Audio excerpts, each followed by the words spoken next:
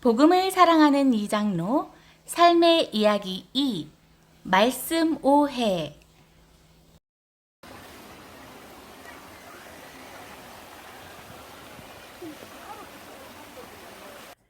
안녕하세요. 복음을 사랑하는 이장로입니다. 오늘은 우리 집 가까이에 있는 달천 계곡에 왔습니다. 계곡의 물소리가 너무 좋으네요.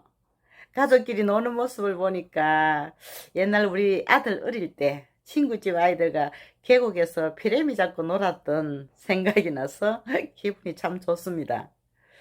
이렇게 기분 좋은 자연 속에서 오늘도 하고 싶은 이야기가 있어요.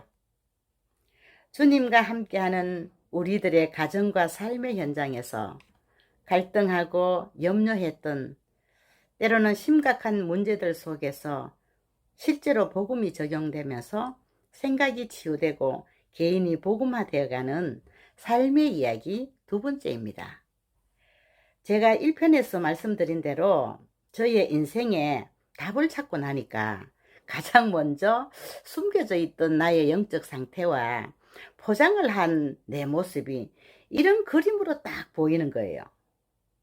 제 등에는 세계복음화라는 큰 짐을 지고 있었고, 또 전도와 선교라는 모자를 딱 쓰고, 손에는 렘넌트 피켓을 들고 열심히 가고 있는데 지쳐있는 모습이었어요. 얼른 보기에는 저렇게 언약을 잘 잡았으면 주님이 나를 도와주셔야 되는 거 아닌가? 그런데 왜 그리 응답은 없었는지 그 이유를 알았어요. 보세요. 겉모습은 언약을 잘 잡았는데 한마디로 경건의 모양은 있는데 경건의 능력이 부족하니까 문제 앞에서 속은 벌벌 떨고 있어요. 왜 그런지 보였습니다. 내 속에 분명히 예수님은 계시는데 내가 주인인 거예요. 아무 힘도 없으면서 내가 해결해 보려고 기도는 열심히 하는데 속에는 불신앙을 그대로 가지고 있으니까 떨리죠. 결국은 내 맘대로 안 되니까 성질은 있는 대로 다 부려놓고 마음에는 원수 맺어 놓고 말은 믿는 내가 이해하고 참아야지. 아, 그래, 또 기도해야지 하면서 억지로 참고 견디다가 시간이 지나서 상황이 조금 나아지면 하나님의 은혜라고 말하죠. 말로만 하나님의 은혜지 그건 불신앙에 변명하는 거예요. 진짜 응답을 누리지 못하니까 점점 낙심하고 포기하면서 또 스스로 위로하는 말이 그래, 이렇게 살아도 천국은 가니까 욕심내지 말고 구원받은 거나 감사하며 살자. 뭐 그게 하나님 뜻이 알겠나? 헐, 웃기죠? 맞습니까? 아니잖아요.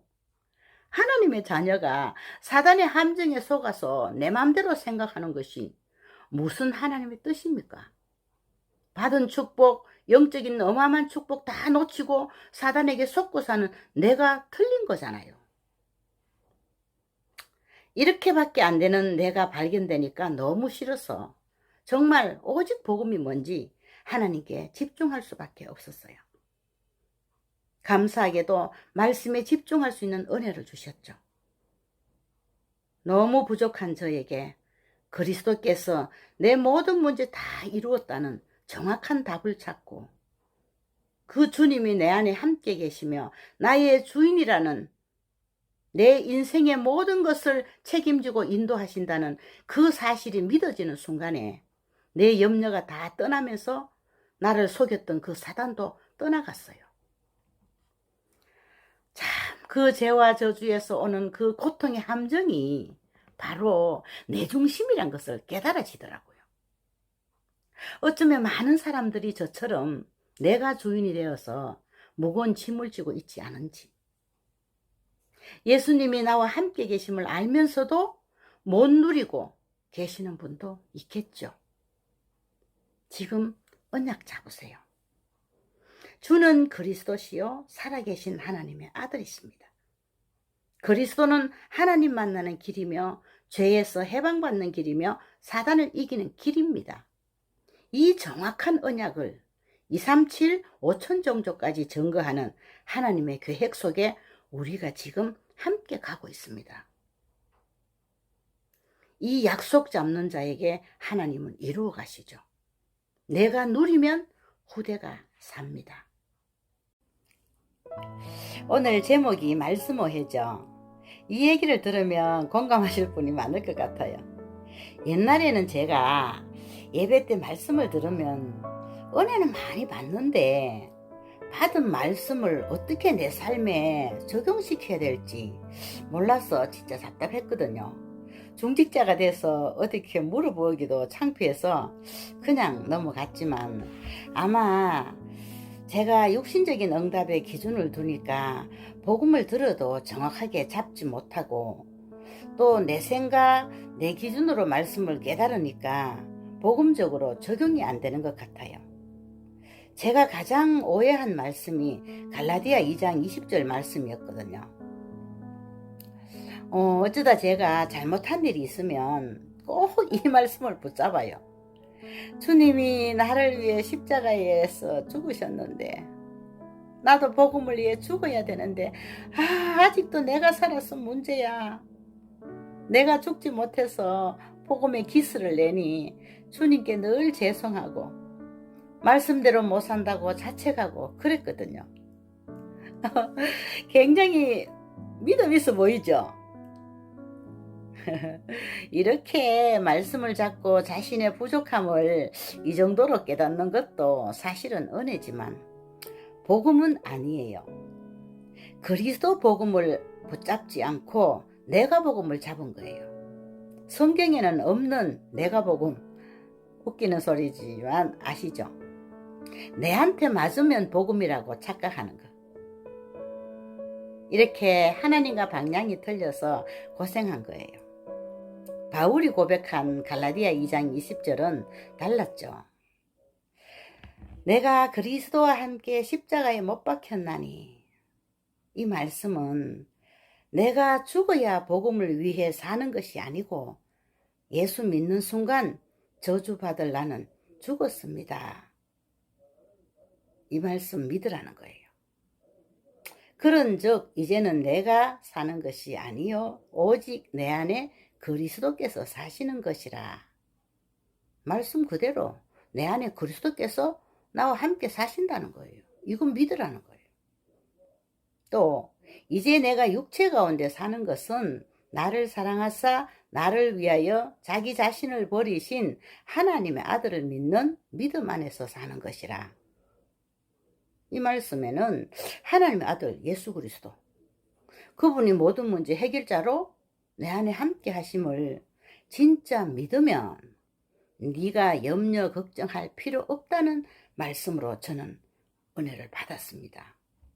사실인 것 같아요. 또 한 가지 오해한 말씀이 있어요. 마태복음 6장 33절인데 너희는 먼저 그의 나라와 그의 의를 구하라. 그리하면 너희에게 모든 것을 더하시리라. 그렇게 많이 말씀하시는 건데, 저는 이 말씀을 너는 전도를 많이 해야 축복을 많이 받는다고 그렇게 알아들었으니까 전도가 참 부담이 되었어요. 그래서 이 말씀을 싫어했어요. 웃겼죠? 내 마음대로 이렇게 말씀을 해석하다가 어느 날 영적인 메시지로 제게 들려왔습니다. 너희는 먼저 네 마음에 하나님 나라가 임하도록 기도해라. 오직 그리스도 언약 잡아라. 그분이 항상 너와 함께 하시는 이 사실을 믿고 누려지는 만큼 전도는 되어지는 것이다. 이렇게 말씀이 이해되면서 기도와 전도도 이해가 되어졌고, 그러니까 점점 매주 예배의 말씀 속에서도 정확한 응답을 찾고 누릴 수 있게 되었죠. 이번 주 일부 예배에는 언약에 대하여란 말씀을 주셨죠. 그리스도를 설명하는 4가지 언약에 대한 말씀에서 저는 1대지의 창조의 언약이란 말씀을 묵상하는데 지금도 우리 생활 속에서 창조의 원리대로 되는 것을 많이 보고 있는데도 실감을 못했구나. 나무가 땅에서 뿌리가 뽑히면 말라 죽고 물고기가 물을 떠나면 당연히 죽는 걸 보고도 예사로 생각했는데, 와, 창조의 원리를 깊이 생각하니까 순간 아찔한 생각이 드는 거예요. 하나님 자녀가 하나님과 함께 하는 건 모르거나 믿지 않으면 영도 죽어가는 거 아닌가. 그 생각이 드는 순간 바로 내 안에 함께 계시는 그리스도를 고백하는데 막 감사가 나오더라고요. 두 번째 행위 언약은 하나님의 형상대로 인간을 지으시고 모든 축복 다 주신 후에 너 모든 것 다 가지고 네 맘대로 해도 되는데 선악과는 따먹지 마. 이 약속을 어기면 너는 반드시 죽는다 라고 말씀하셨는데, 그 말씀을 대충 듣고 희미하게 붙잡고 있다가 마귀의 유혹에 넘어가서 선악과를 따먹고 마귀의 자녀가 되면서 하나님을 떠났습니다. 약속대로 영이 죽었잖아요. 지금도 우리가 말씀을 떠나면 죽음 같은 고통이 오죠. 사단에게 또 계속 속으며 살아가는 그 저주와 고통 속에서 또 하나님은 은혜의 언약, 복음을 주셔서 다시 살리기로 하십니다. 창세기 3장 15절, 여자의 후손이 뱀의 머리를 상하게 하실 메시아의 언약, 우리를 살리는 그리스도의 언약을 주셨어요. 이를 믿는 하나님의 자녀는 모든 문제, 사건, 갈등에 흔들리지 않고 승리하면서 또 다른 자를 살리는 제자로 땅끝까지 정인되는 축복을 주셨습니다. 이 축복을 누리는 전도자가 마지막 시대적인 언약을 이루어 가죠. 이 언약을 이루어 가시는 하나님의 방법은 우리 안에 그리스도께서 주인 될 때 역사하신다고 하셨잖아요. 너무 정확한 말씀을 답을 주셨어요.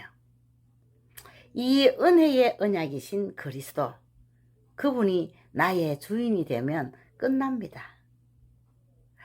또 2부 예배는 역사를 바꾼 기생의 믿음이란 말씀을 통해서 소문만 듣고도 라합이 정확한 언약을 잡고 믿었기 때문에 하나님이 역사하신 거잖아요. 그래서 우리에게 오직 그리스도 언약 잡아야 된다는 그 말씀으로 제가 또 한 주간 붙잡고 기도하고 있습니다. 어느 집사님이 사업에 어려운 문제가 생겨서 굉장히 불안해하면서 이럴 때 제가 어떻게 해야 될지 모르겠다며 하나님 계획이 어디 있는지 정말 답답하다고 하길래, 집사님, 제가 어려움 속에서 답을 찾고 보니 하나님의 계획은 어떤 문제 속에서도 주님이 주인으로 함께 하신다는 것을 진짜로 믿으라는 거였어요. 집사님이나 저나 우리가 문제를 당하면 가장 먼저 내가 해결해야 된다는 그 생각 때문에 염려와 불안에 사로잡히게 되는 거예요. 현실과 사실만 보면 우리가 해결할 일들이 많지만 내 뜻과 상관없이 생긴 문제 속에는 숨겨진 진실이 있거든요. 깊이 찾아보면 나를 바꾸라는 하나님의 뜻도 보입니다. 그리고 영적 사실을 봐야 하는데 내 문제를 두고 나의 상태를 정확하게 한번 보면 좋겠어요. 지금 집사님은 그 문제 때문에 생각과 마음은 벌써 하나님을 떠난 거예요. 하나님을 떠난 그 자체가 죄입니다. 그 죄 때문에 오는 저주가 바로 염려, 불안이에요. 나는 하나님을 잘 믿는다고 큰 소리를 쳐도 이미 근본 문제에 걸린 거예요. 여기에 복음을 적용시키면 됩니다. 집사님, 불안함도 자존심도 돈 걱정도 다 옆에 가만히 내려놓고 그리스도께 집중해 보세요. 하나님을 만나면 염려 불안에서 해방받고 사단이 떠나갑니다. 이렇게 정확한 복음의 답을 가지고 누리면 자연히 문제는 해결되어집니다. 잘 안 믿어지면 계속 고백해 보세요. 주님이 주인 되면 역사하십니다. 지금 몇 년이 지난 지금 그 집사님의 고백입니다. 모든 일에 이제 그리스도가 주인이다 라고 고백을 하는데 진짜 주인이 되어 역사하심을 체험한다고 하네요. 그래도 사업에는 항상 작고 큰 문제들이 있지만 이제 불안하기보다는 주인이 계셔서 괜찮다라고 고백을 합니다. 당연하죠. 문제는 항상 있어도 답을 가진 자는 염려와 불안에 속지 않습니다. 모든 삶에 복음이 적용되는 만큼 생각이 치유되고 개인 복음화가 되어져 갑니다.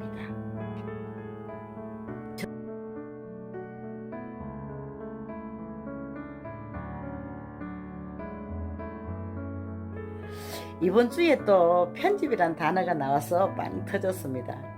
제가 유튜브 영상 편집하는 걸 배우고 있거든요. 잘못된 것, 틀린 것, 나쁜 것 다 잘라내고 잘된 영상을 갖다 붙이는 것을 하다 보니 편집이란 단어가 완전 실감나고 적용이 되는 거예요. 전도자는 말씀과 기도와 전도를 누리고 바르게 전달해야 되기 때문에 내 생각과 내 삶에 틀린 것, 다른 것, 망할 것, 이 12가지 문제를 세밀하게 찾아내서 잘라내고 하나님의 것, 성삼위 하나님이 나와 함께하는 신분 권세를 누리는 것으로 편집을 하면 설계도 디자인도 할 수 있습니다. 우리 생각과 마음에 오직 복음으로 편집될 때까지 문제라는 것으로 우리의 믿음을 체크하십니다. 제가 누리는 이 정확한 복음은 너무 쉽고 선명합니다.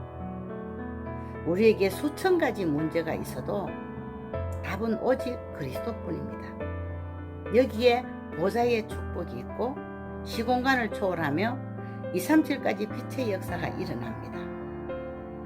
이 믿음이 237 치유 서밋의 응답과 연결이 되고 우리 후대에게 전달이 됩니다. 우리 삶의 결론은 하나님의 절대 목표인 세계 복음화입니다. 하나님은 이 세계 복음화를 위해서 개인이 복음화되기를 원하시며 함께 하신답니다. 오늘은 시원한 계곡의 물소리를 들으면서 삶의 얘기를 전했습니다. 복음을 사랑하는 전도자 여러분, 다음 편에는 기도를 오해한 이야기로 만나겠습니다. 감사합니다. 고백하겠습니다. 주는 그리스도시요 살아계신 하나님의 아들이십니다. 그리스도는 내 인생의 길이요 답이요 주인이십니다. 죄와 저주에서 나를 해방해 주시고 사단 이길 권세를 주셨습니다. 아멘.